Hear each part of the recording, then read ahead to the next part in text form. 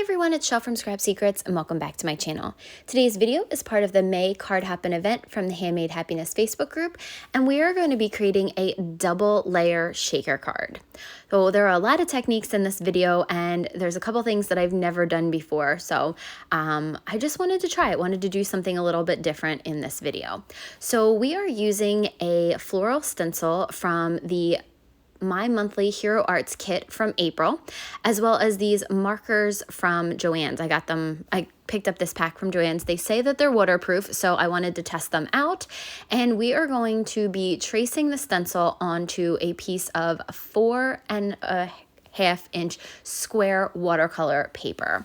I decided that I wanted to do some watercoloring with my Tim Holtz Distress crayons. I've done this technique with the Derwent Inktense watercolor pencils, where I actually outlined it with the pencil and then took some water to that color and pulled the color in and colored in the image, but I wanted to do pen this time. The crayons are a little bit too thick to do this technique, so I thought that I would try this pen out, and it turns out this really is waterproof. So I went ahead and did the whole entire background, tracing it out, even traced some of the little pieces. Wasn't sure how this was going to work, but in the end, I really like the way it came out. Now, if you wanted to do this and stop here and just have it a black and white background, I think that looks really, really pretty. It would also be cute as a cover for a birthday card or a card for a kid where they could go ahead and color it in themselves. But I decided that I was going to pull out the two Tim Holtz Distress watercolor crayons that I have and use those on here. So I am using some bright and bold colors, which is not usually like me. I usually like the softer pastel colors. You won't generally find a lot of bright colors on my channel and in my projects, but for some reason I was really feeling the bright colors this time. So I believe the colors that I used were the red, I think, was Barn Door. This was definitely Picked Raspberry. I used Seedless Preserves. I used, I believe, Spice Marmalade. There was a yellow in there too. So I used a bunch of different colors in this, and it did take me a really long time. I had to edit this video down. It was way over an hour when I put everything together, and I even did turn off my camera for a little bit. So this was a very, very labor intense project. So if you wanted to do this a little bit quicker, what you could do is just put washes of color over top of it. So if you wanted to do like a rainbow of these bright colors, or just do certain sections in different colors, you could definitely do that. Like I said, you could leave it blank and then just have that black and white background.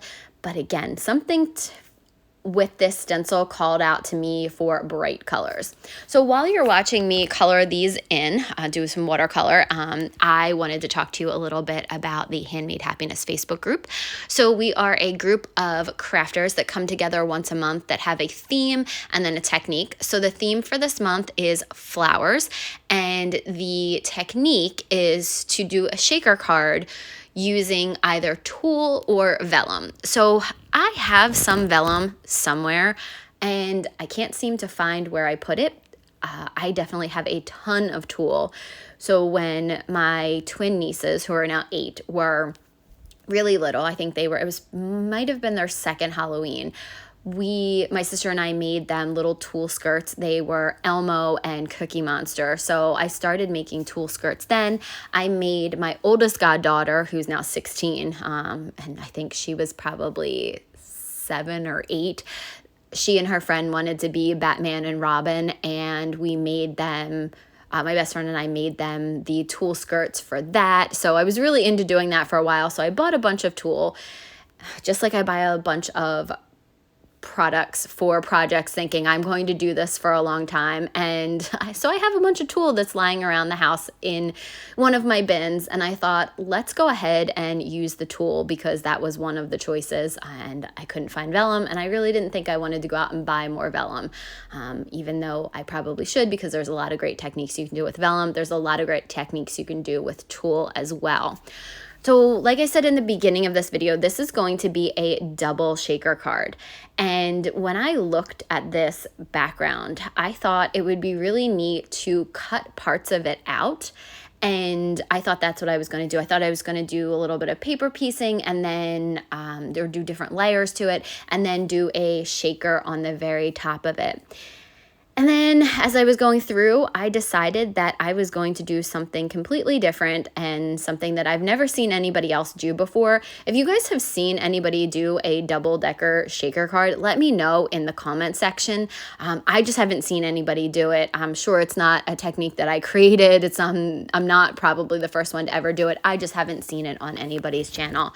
So I thought that I would go ahead and try it and show you guys how it could be done, because my original idea actually I had to tweak it a little bit when I started putting things together. So we'll talk through that as we get there. So now you can see I am just finishing up watercoloring the card. I let that dry, and then I took 2 square dies and cut out frames, so I have 3 of them. Then I took a piece of cardstock that was 1/4 inch larger in black, and I went ahead and I'm going to glue that largest frame to the background. So that's going to be my base layer. So we're going to do, oh, I'm sorry, I glued the center piece to it. I forgot that I did actually, the shakers are the other layers. So I'm going to line the piece up and then pop that middle piece right back into the center.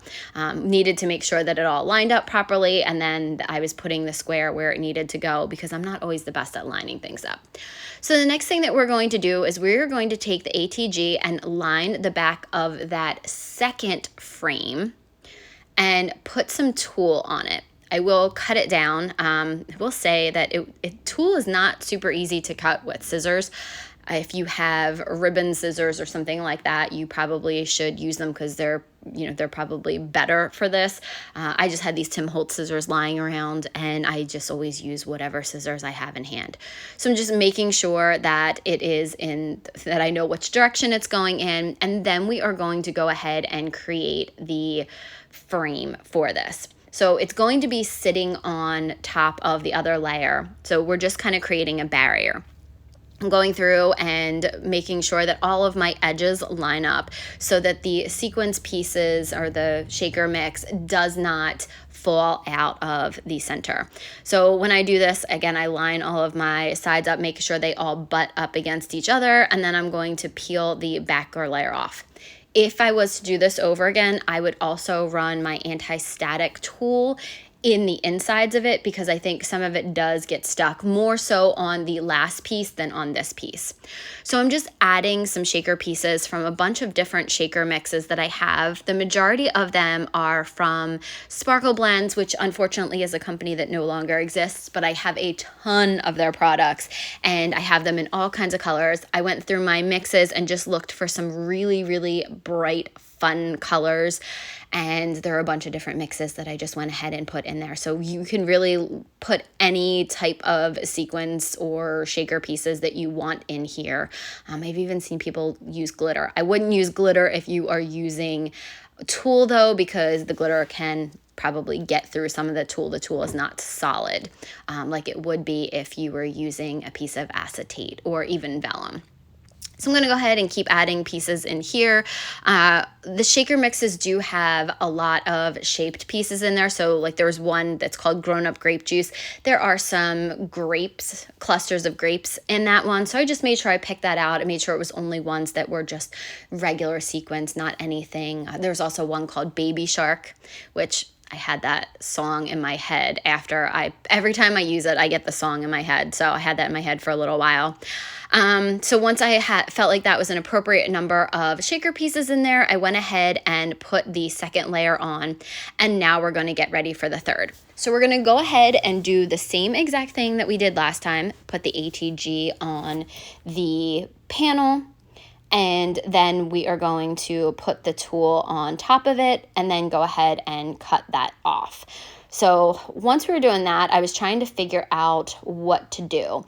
And I was thinking that the shaker pieces probably are going to get could have gotten caught on the tool. I didn't know how well they would move with the piece underneath of it. So we're actually going to do this a little bit differently than we did the first one. So to go ahead and create the foam barrier, I am going to fold my tape in half. This is the easiest way that I found to do it. You can peel it off on one side, fold it over, and then it's double thick because we wanted this thickness to be thicker than the last layer because you want it to sit on top of that first layer of the shaker card. You totally could have done 3 layers to this too. You could have made the bottom one a full panel shaker card and gone that direction, but I thought that might be a little bit of overkill. So you're gonna see that I am going ahead and doing the same exact thing. What I found works best is if you fold the tape over and then use the 2 sides and not where it's folded towards your shaker pieces. So put the fold towards the outside and the 2 edges that are touching each other towards the inside, if that makes any sense. So now I'm going ahead and adding those same pieces from the same exact shaker piece sets into this tool piece. So we're gonna line that, we're gonna put that all in there as much as I think will look good. And then we're gonna go ahead and attach another layer of tulle on top of this.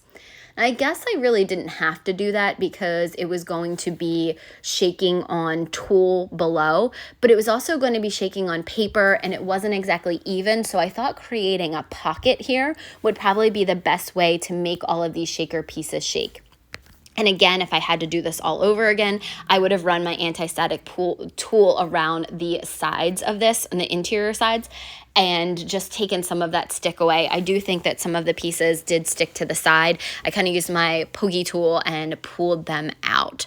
So I hope you guys are enjoying this hop. Thank you for hopping along. You're going to want to click on the hashtag in the title of the video. We also are doing something new this month because some of the hashtags are not showing everybody's videos.